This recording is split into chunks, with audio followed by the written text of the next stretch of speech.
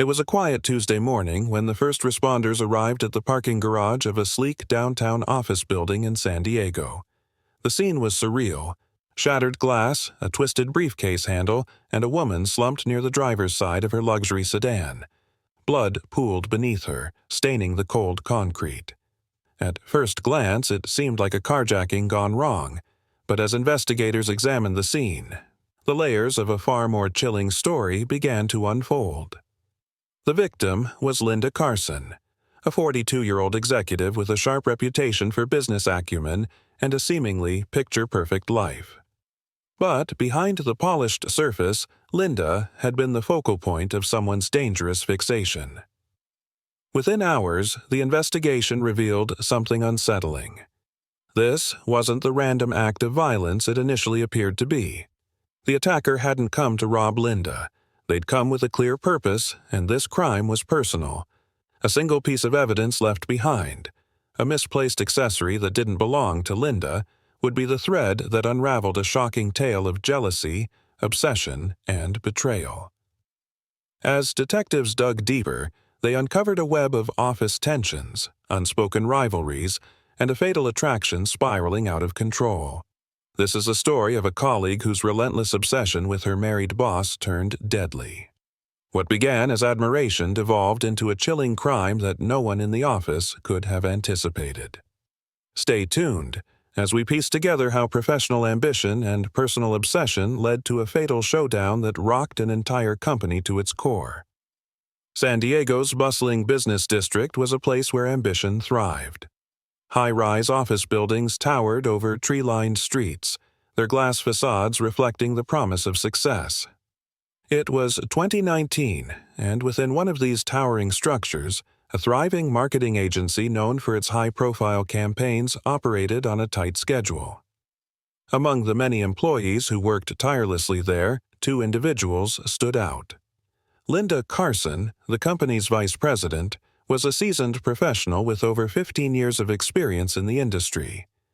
At 42, she was known for her sharp intellect, calm demeanor, and ability to lead with both grace and authority. Linda was married to her high school sweetheart Michael, and together they shared a suburban home that seemed picture-perfect.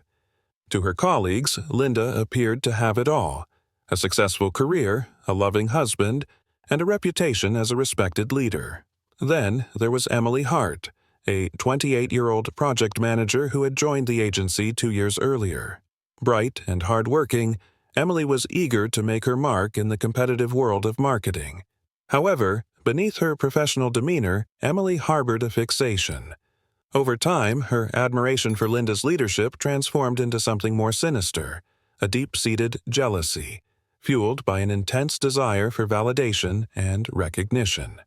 Their paths, though professional on the surface, were destined to collide in a way that would leave a permanent scar on the agency and everyone involved. It was a typical Monday morning when Linda Carson parked her sleek black sedan in the underground garage of her office building. The morning rush had just begun, and the hum of engines echoed faintly through the concrete structure. Linda, ever punctual, arrived early to prepare for an important client meeting. What she didn't know was that someone had been waiting for her in the shadows. Security footage later revealed Emily Hart entering the garage hours earlier, her small car parked inconspicuously in a corner. She wasn't scheduled to be at the office that morning, a fact investigators found suspicious almost immediately. Emily's arrival wasn't accidental. She came with a plan. What unfolded next was calculated, deliberate, and horrifying.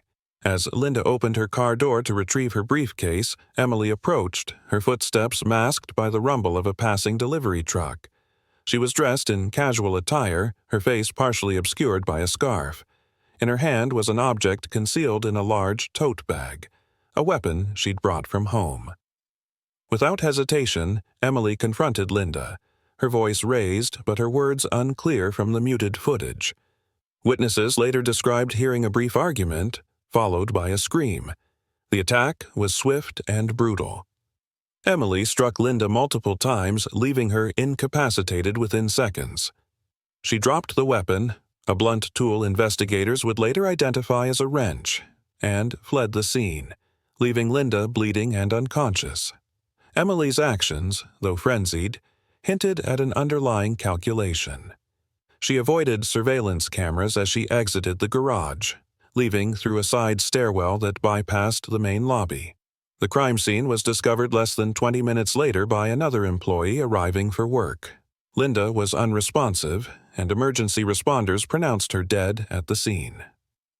The parking garage, typically mundane and sterile, became a flurry of activity as police cordoned off the area and began their investigation. Emily, meanwhile, returned home as if nothing had happened. She took meticulous steps to clean herself up, discarding her blood-stained clothing and hiding the keys to her car. Her behavior was calm and methodical, suggesting she had spent weeks, if not months, planning the attack. But no crime is perfect. The weapon, left behind in the heat of the moment, was the first clue linking Emily to the scene. Its handle bore faint fingerprints, smudged but identifiable. Furthermore, Emily had underestimated the thoroughness of modern surveillance. Although she avoided the building's main cameras, she was captured on a nearby street camera arriving at the parking garage that morning. As detectives pieced together the timeline, more evidence began to surface. Emily's co-workers described her as ambitious but often distant, with a peculiar fixation on Linda. Her work emails, later obtained through a search warrant, revealed patterns of obsessive behavior.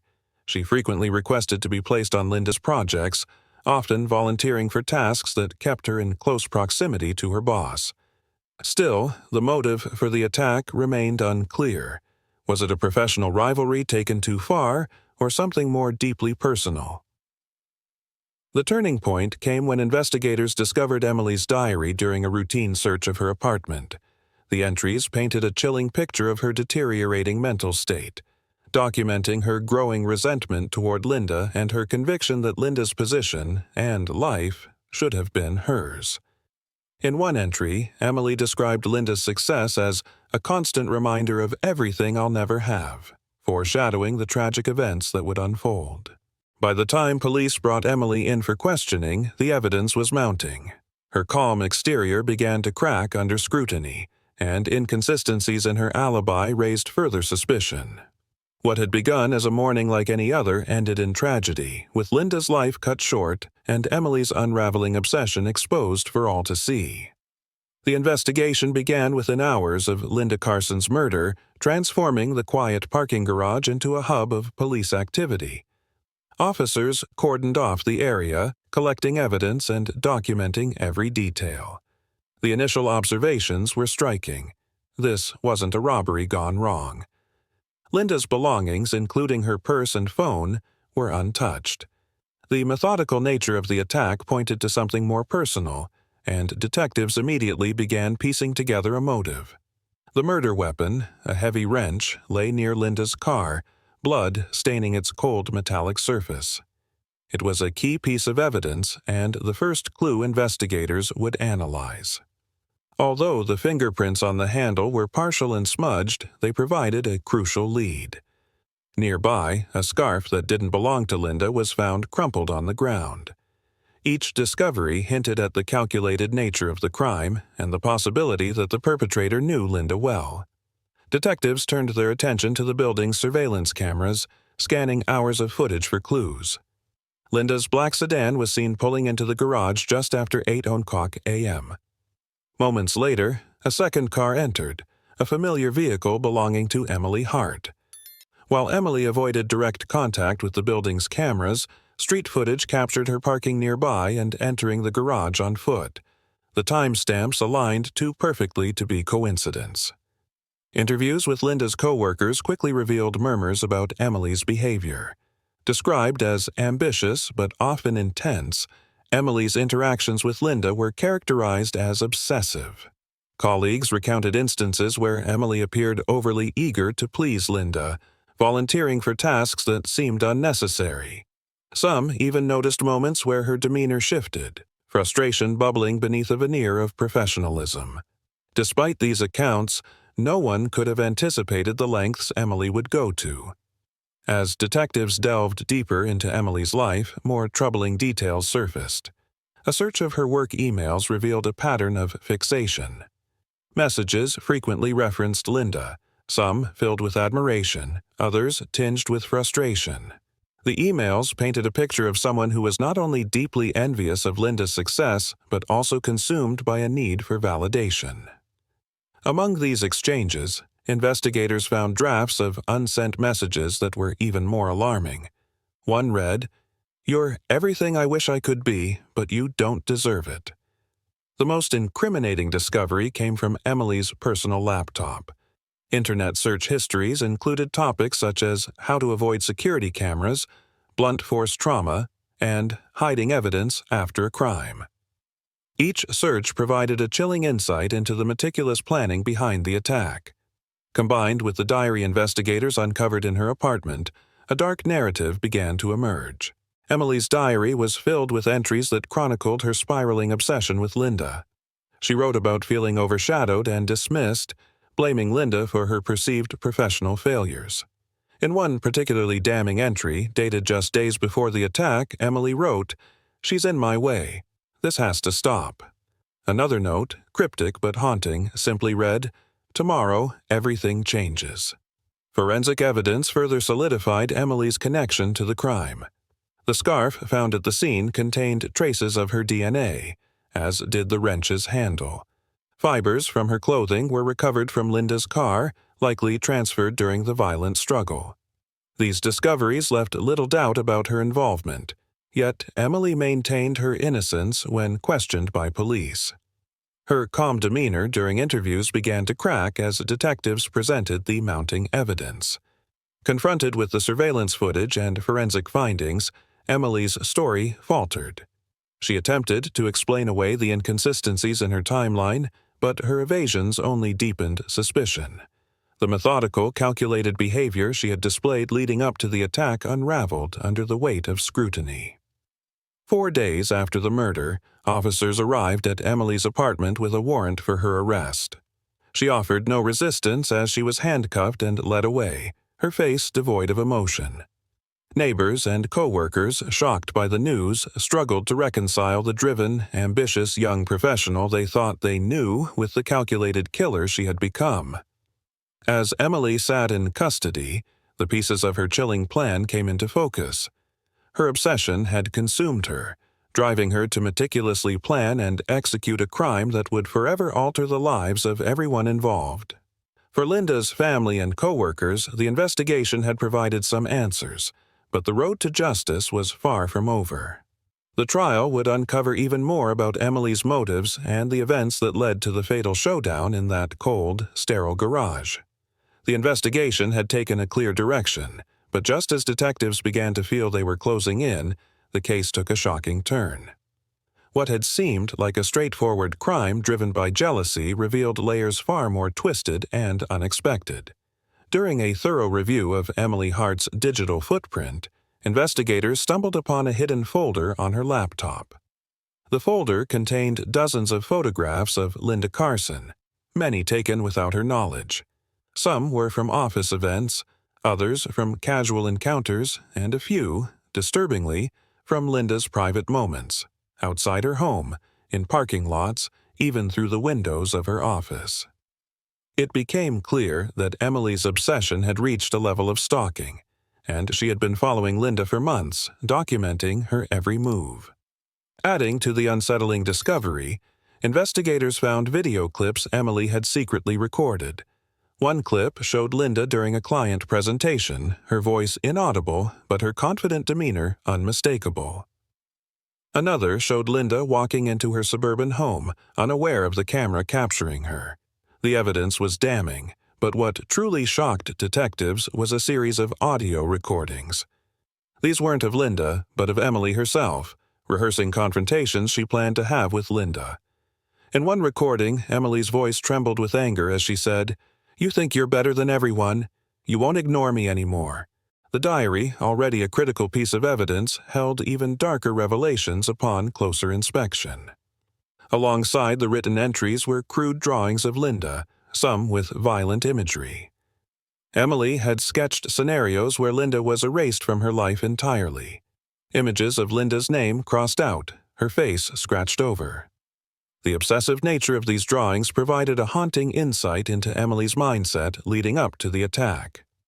As police continued to analyze the timeline, they unearthed another revelation that added a shocking twist. Emily had been involved in a secretive relationship with another co-worker, a junior staff member who seemed entirely oblivious to Emily's darker side. This individual, who was initially cooperative with the investigation, disclosed that Emily often spoke about Linda in ways that seemed obsessive but not overtly threatening. However, when pressed further, they revealed that Emily had once asked detailed questions about Linda's schedule, when she arrived at the office, where she parked, and how often she worked late. At the time, the coworker dismissed it as idle curiosity. In hindsight, it was clear that Emily had been methodically planning her confrontation.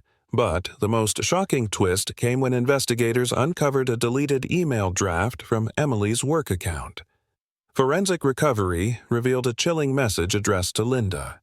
The subject line read, "You'll pay for this," and the body was a mix of incoherent rage and calculated threats. Emily accused Linda of ruining her career, of standing in the way of her success, and of deliberately sabotaging her. The email, never sent, was time-stamped just hours before Linda's murder. This discovery led detectives to re-examine their assumptions about Emily's motive. While jealousy was the dominant factor, there appeared to be an additional layer of delusion.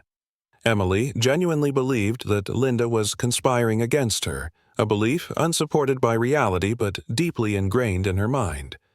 The obsessive stalking, the disturbing drawings, the recorded monologues, all pointed to a warped perception of Linda as both a rival and an obstacle to Emily's ambitions. The revelations didn't stop there. Forensic analysis of Emily's phone uncovered encrypted messages sent to an anonymous online forum. In these messages, Emily sought advice on how to confront a manipulative coworker and how to take control of a toxic work environment. While the messages didn't explicitly detail her intentions, the language was troublingly aggressive, indicating that Emily had been seeking validation for her growing hostility toward Linda.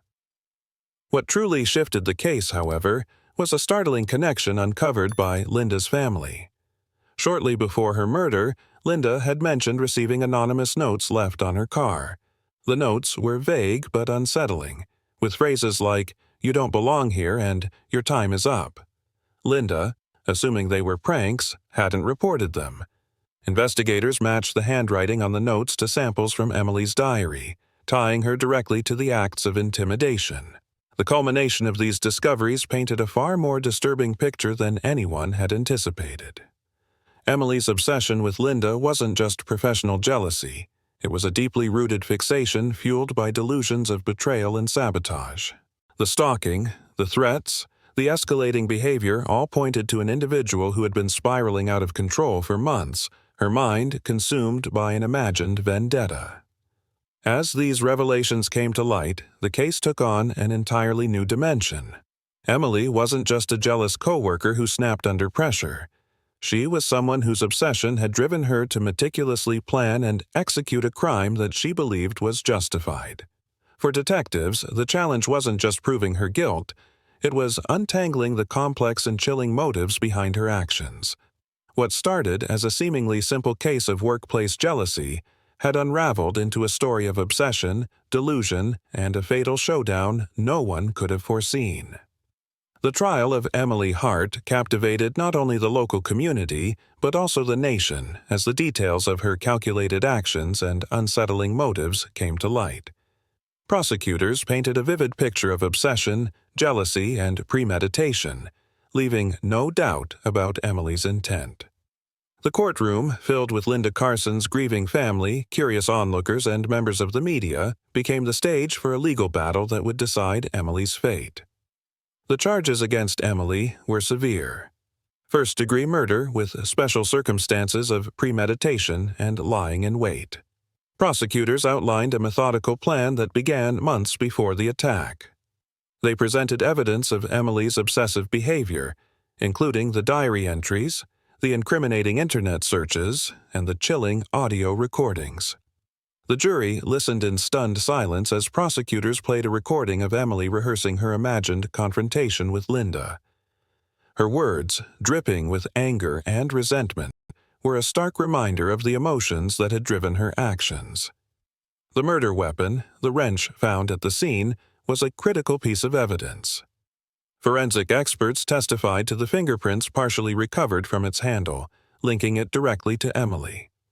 The scarf left behind in the parking garage was another damning detail, its DNA evidence confirming Emily's presence at the scene.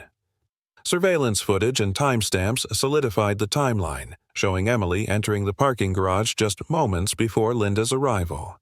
Emily's defense team attempted to argue that the attack was not premeditated, but a moment of heated emotion. They painted a picture of a struggling young professional overwhelmed by workplace pressures and personal insecurities. They argued that Emily's actions were the result of a mental breakdown, not a calculated plan to end Linda's life. To support their case, they called a psychologist who testified about Emily's deteriorating mental health and the obsessive tendencies that clouded her judgment. However, the prosecution countered with the overwhelming evidence of planning and intent. They highlighted Emily's internet searches, the stalking behavior documented in her diary, and the intimidation notes left on Linda's car. They argued that these actions were not the result of a temporary lapse in judgment, but a long-term campaign fueled by jealousy and resentment. The most emotional moments of the trial came from the testimonies of Linda's loved ones. Her husband, Michael Carson, described the devastating impact of her loss, speaking about her kindness, ambition, and the void left in their family. Co-workers shared memories of Linda's leadership and professionalism, contrasting her integrity with Emily's obsessive behavior. Each testimony reinforced the magnitude of the tragedy and the senselessness of the crime. The prosecution's closing arguments were clear and concise. Emily Hart had not acted in the heat of the moment. She had planned, stalked, and executed her crime with chilling precision. They urged the jury to hold her accountable for her actions and to deliver justice for Linda Carson and her family. After deliberating for 2 days, the jury returned with their verdict: guilty on all counts. Emily Hart was sentenced to life imprisonment without the possibility of parole. The decision brought a measure of closure to Linda's family and colleagues, though the scars of her loss would remain. The trial served as a stark reminder of the dangers of unchecked obsession and the devastating consequences it can have. For those who knew Linda, the outcome was bittersweet. Justice had been served, but nothing could bring back the vibrant, accomplished woman whose life had been cut short. In the weeks following the trial, the story of Emily Hart and Linda Carson continued to reverberate through the community. The case prompted discussions about workplace dynamics, mental health, and the signs of dangerous behavior that often go unnoticed until it's too late. While the legal proceedings had ended, the lessons of this tragic case would linger, serving as a cautionary tale of ambition, obsession, and the ultimate price of unchecked envy. The trial of Emily Hart concluded with a clear verdict, but the echoes of her actions and the tragedy of Linda Carson's death left an indelible mark. As the story unfolded, it became more than just a tale of crime. It was a stark reminder of how unchecked emotions and obsession can spiral into devastating consequences. Linda Carson's legacy as a respected professional and beloved family member endured, her life celebrated by those who knew her best. Her husband, Michael, spoke of her kindness, leadership, and unwavering support for those she cared about. Colleagues remembered her as a mentor and a trailblazer, someone who always lifted others up while achieving remarkable success herself. Emily's actions, in contrast, became a grim warning of how jealousy, left unchecked, can consume and destroy. Her descent into obsession was studied by psychologists and workplace experts, sparking discussions about recognizing and addressing warning signs in professional environments. Could intervention have prevented such a tragedy? It was a question that lingered for many who followed the case. For the broader community, Linda's story highlighted the fragility of life and the unpredictable ways relationships can unravel. Friends, family, and coworkers found solace in sharing memories and creating initiatives to honor Linda's life. A scholarship was established in her name, aimed at supporting young professionals in the marketing field, a cause Linda would have undoubtedly championed. As the documentary closes, viewers are left with lingering questions. How does ambition turn into obsession?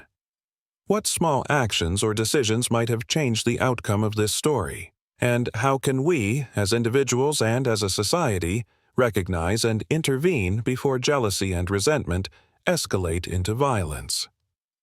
Linda's story is one of light extinguished too soon, but it's also a story of resilience and remembrance.